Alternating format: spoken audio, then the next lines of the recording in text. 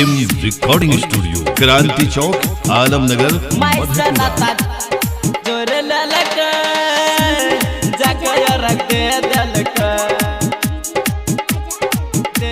साल भर पे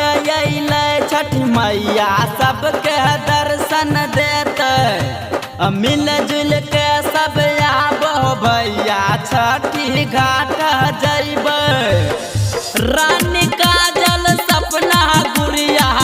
रग दै छे मिल के निशा निशा खुशी अंजलिया माई के सबको देखे छे माई से नाता जोड़ लेलक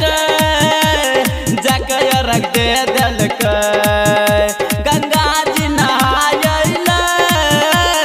जाके रख दे देलक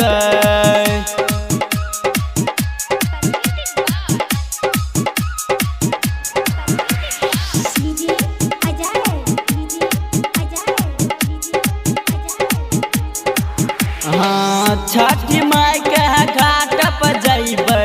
4 बजे भोर के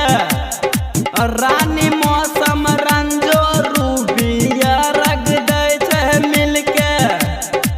अपना अपना घाट पर छौरा रहै छे सब बरिया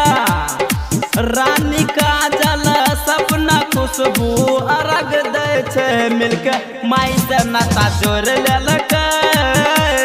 जाके रख दे देलक माई से नाता जोड़ लेलक जाके रख दे देलक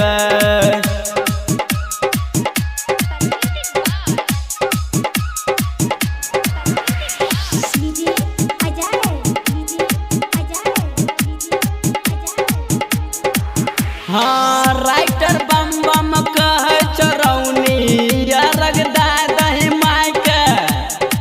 दीपक छौरा साथ में रहतो कोई नहीं अइतो तोरा बजल जब टर जन्मा के गाना छठी मैया से दर्शन करैतो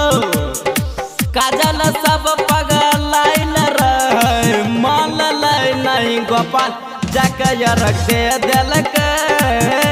माई से नाता जोड़ लेलक नरिया